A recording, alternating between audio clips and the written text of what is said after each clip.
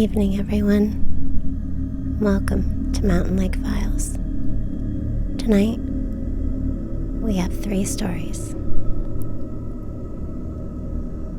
The first, my dad and I were hunting in the mountains north of Idaho City. It was about twilight, and we were hiking back to the car. We began to smell something terrible, like burning bone and hair. It was the worst stench I ever experienced. The smell got worse as we kept hiking. We could hear what we thought was someone or something running at a great rate of speed from behind us. My dad grabbed me and held my face to his chest and dropped to the ground. I held close to him as the running got louder. Dad readied his rifle. I heard him say, "Oh no. Son, stand up. Walk with me. Look at the ground." Terrified, I stood up. Stupid me turned around and looked. There was the remains of an elk. The head looked like it had been put in a blast furnace. The hair on the body was all singed. The hooves looked melted. The running was gone. We moved closer to the car. It was now nearby dark. About 100 yards from the car, we heard the running again and we froze.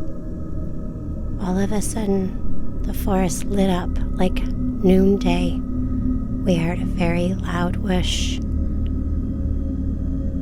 and it was gone. The forest was dark. It was quiet, dead still. We booked it to the car, threw our gear in the back seat and drove. I kept my head down and just cried. Dad was stoic and silent. Halfway out of the woods, we saw the lights again. Bright as ever, but just for a second, and then it was gone again. Made it back to Idaho City and stopped at the Gold Mine Grill to regroup. Went inside, and there was another hunter in there. He looked at us and said, "Y'all see that shit?" He just stared and drank. That was weird. The second and third story kind of go hand in hand. I was a kid when this happened. My uncle and I were fishing up, chopping, gathering firewood for my grandmother because it was getting dark. Driving back on the dirt road about 30 miles per hour, give or take 5 miles per hour, I had this awful sense of being watched. Before I could turn to look out my window, passenger side, my uncle quickly shouted, "Don't." I completely froze. My heart felt like it was beating out of my chest, then completely stopped when I heard the tap, tap on my window. My uncle sped up and was loudly praying in my native language. I didn't know what was going on and thought it was over till our truck suddenly dipped from the bed. My uncle started saying, "Look at me and don't turn away," over and over. "Look at me, don't turn away. Look at me, don't turn away." Then I heard it again. Tap, tap. But from the window behind me, it was getting harder for me to breathe and I wanted to cry. A minute or 2 passed and the truck dipped again. My uncle looked around and sighed. It was quiet besides the truck on the road. He looked at me and said, "We will ask your father to do a prayer in the morning, so the evil will forget our faces." I remember curling up on the seat and just staring at the radio, watching the time, listening to my uncle sing an old prayer till we got to my grandmother's house. Later, I called my uncle because I had a nightmare about that night. We talked about it for a bit. He said, "I didn't see faces, just eyes. Like brake lights you see on the road. It watched you." Before hanging up, I tried joking with him about it. "Why didn't you just step on the brake when it was in the back?" No laughter, just a pause, because it wasn't alone.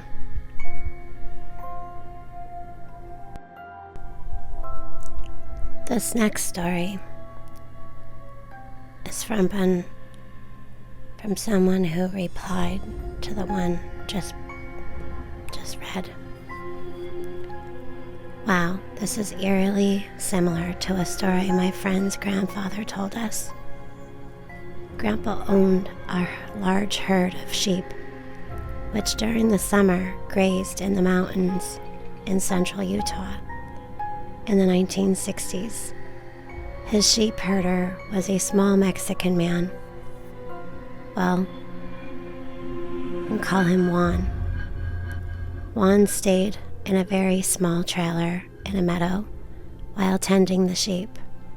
One evening, Grandpa drives his truck up the mountain to deliver some food and some supplies to Juan. As he nears Juan's camp, he started seeing dead sheep all over the ground. Why, so many sheep were just thrashed into pieces. As he arrives at Juan's trailer, he finds the door shut. He has to kick open the door to get inside, as Juan has locked it. Inside, Juan is curled up into a ball, mumbling incoherently and likely in shock. Grandpa picks up Juan, throws him into the truck, and takes off down the mountain to get Juan to a doctor. As he's flying down the twisty dirt road, Grandpa gets this terrible feeling like he's being watched and sees something out of the corner of his eye. By this time, the sun is setting